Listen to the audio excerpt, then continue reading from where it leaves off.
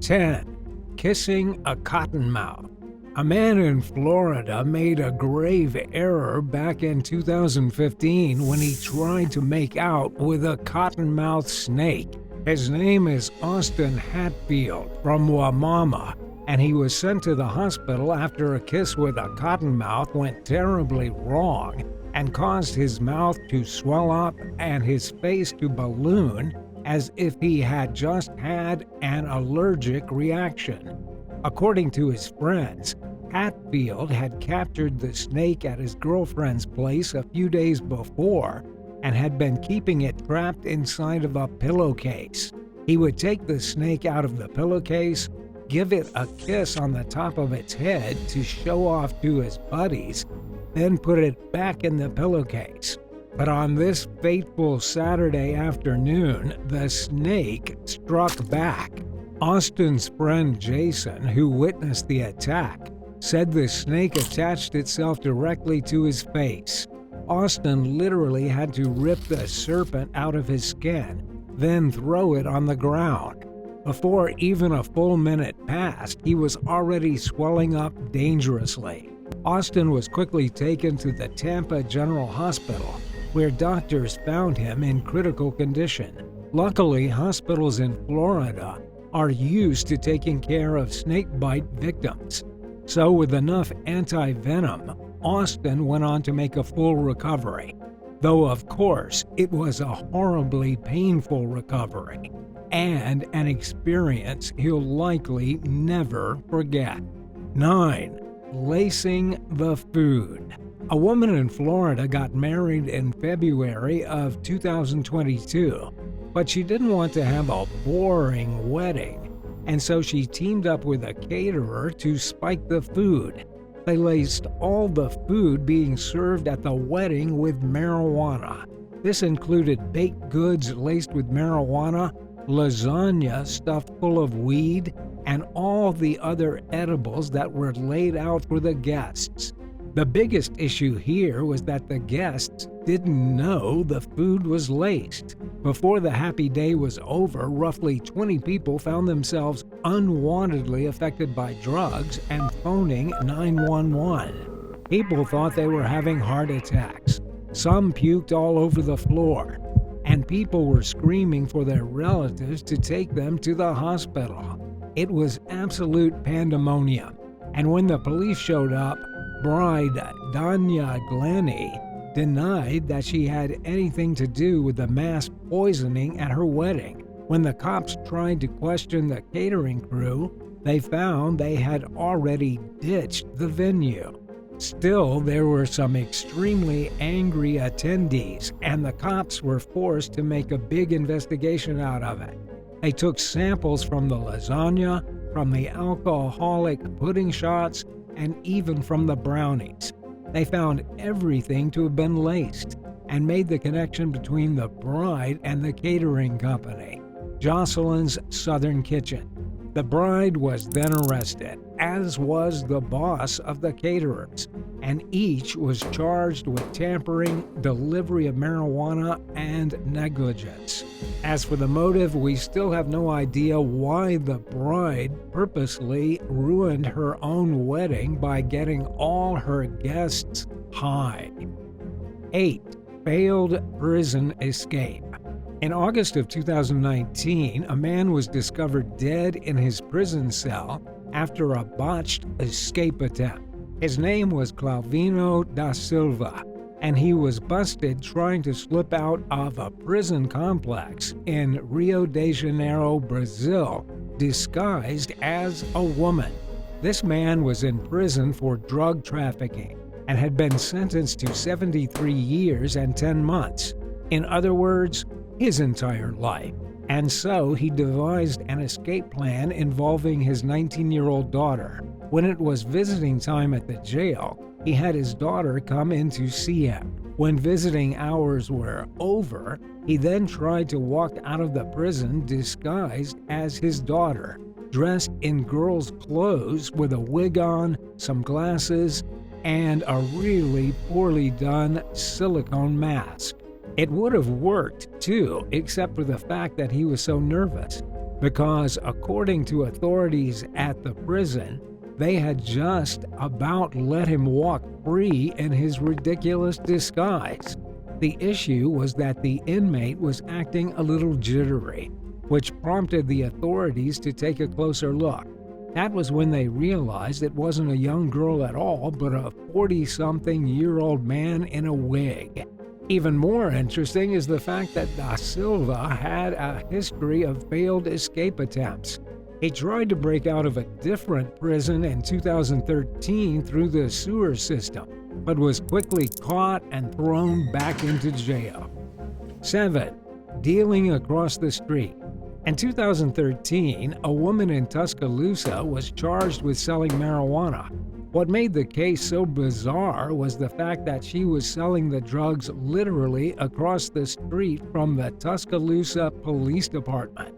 The house of the drug dealer was located on Mill Creek Lane, literally a stone throw away from the entrance to the department. The cops could see the traffic going in and out of the house to purchase drugs from where they stood in their offices, looking out through the windows. Her name is Bridget Ann Barnett, and she didn't get away with her drug dealing operation for very long. The West Alabama Narcotics Task Force searched her house on a Tuesday evening, found drugs and paraphernalia, and she was transported the short distance to the Tuscaloosa County Jail. The 24-year-old woman was charged on 2 counts of unlawful distribution of marijuana and held on a bond of $81,000. Police Sergeant Brent Blankley said that even though search warrants for drug dealers are a pretty common occurrence, the location of the residence came as a major surprise. 6. Tender scam. In 2021, the FTC reported that somewhere around $550 million was scammed through fake online romances. And that is only based on the victims who came forward to complain and report what happened to them. Most people are too embarrassed to go to the police, saying that they got ripped off by a stranger on the internet. Sunita Brittain is not one of those embarrassed people. She recently told the story of how she connected with a man named Michael through Facebook dating in January of 2022. When they started talking, Sunita just couldn't believe how much the pair had in common. She's a mother of 2 from Harvard and was just trying to meet a nice and honest person. But the lies started right away with Michael. He claimed to have the same birthday as her, and he even claimed to be the owner of a multi-million-dollar global engineering company and an expert on cryptocurrency. He really seemed like a great catch, but there were some red flags that Sunita blatantly ignored. For example, Michael refused to ever do a video call with her, so she never actually confirmed his identity. And then 8 days after they matched, Michael said there had been an accident at one of his engineering projects in Europe. Someone had gotten hurt, and he needed to deliver a payout of $210,000 to the family. 3 days later, he texted Sunita and said that the police in Cyprus were holding him in custody.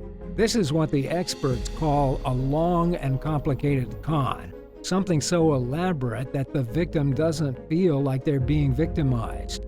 Michael asked Sunita if she could make 3 bank transfers to his lawyer from his offshore bank account. So he gave her a fake login to a fake bank account, which showed that he had over $9.2 million sitting there. But when she made the transfers, nothing happened. She could see the money in his account leaving, but Michael claimed the money wasn't going through. Things got really complicated, and Michael convinced Sunita to send his lawyer $11,800 of her own money, along with her identification, because he claimed that his bank had locked him out since someone signed in from an unrecognized device.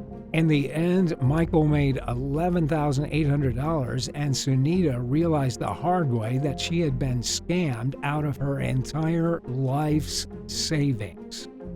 5. Ammunition disaster in Michigan.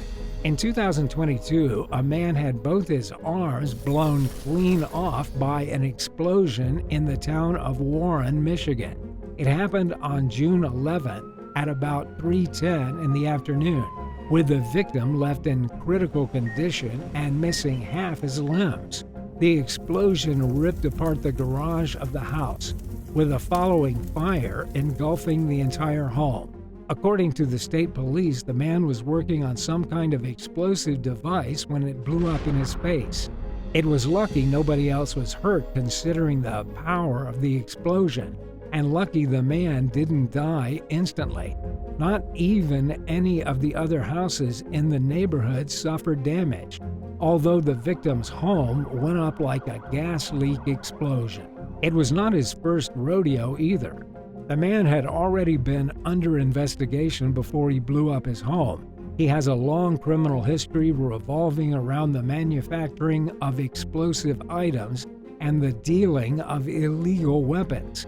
When the police looked through his house after the blast, they discovered traces of explosive devices, over a dozen guns, 4,000 rounds of ammunition, and the ruins of a weapons lab. Last we heard, the victim was still stuck in a coma at the hospital. 4. Life on the edge. In Australia in 2020, a mother lost her life in front of her family when she tried to take a photo and fell off the edge of a cliff. Her name was Rosie Lumba, and she ignored the safety barriers warning tourists not to go near the edge. She climbed over them, got dangerously close to the edge of Baroka Lookout, while her family tried to call her back over the barriers to safety, and then she slipped. Rosie, at 38 years old, fell 262 feet to her death. According to the police in Australia, Rosie had every opportunity to enjoy Grampians National Park safely during her visit. There were signs everywhere saying not to step over the barrier and not to go near the cliff, and yet she did it anyway, with her entire family there watching. Onlookers then heard her screams as she fell and shrieked the whole way down until she hit the ground. The tourist site was immediately closed off to visitors until the police could retrieve her body. Following the disaster, the authorities made a public statement warning people to stay clear of danger and heed the warning signs. 3. The horse head. A man in Calgary, Canada, was accused of leaving a horse's head in the mayor's driveway, as if he'd copied the idea straight out of The Godfather. This guy actually decided he was going to get himself a horse's head, slap an anti-vaccine sticker on it, and then leave it in the driveway of Mayor Jyoti Gandek's house. Of course, this wasn't a real horse head. It was made of latex, and so it could easily be thrown in the garbage.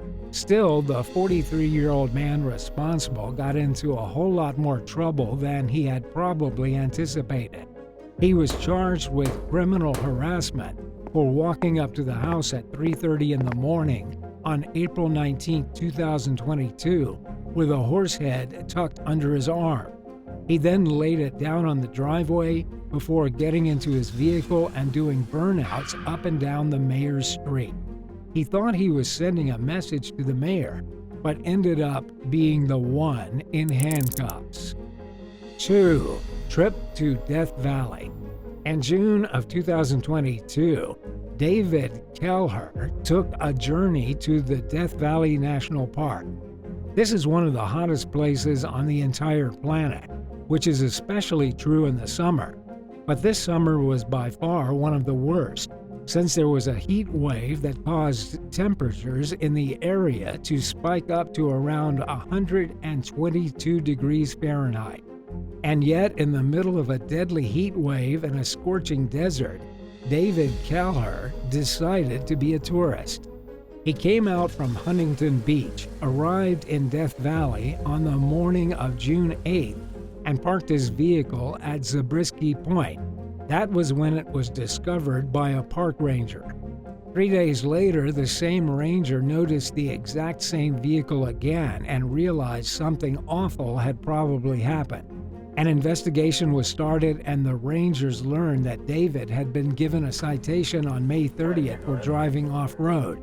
In other words, he got in trouble for cruising around in the desert. And when he spoke to the park official that day, he mentioned that he didn't have much gas left. Apparently, he didn't bother to bring any extra with him, and he never went to get any more.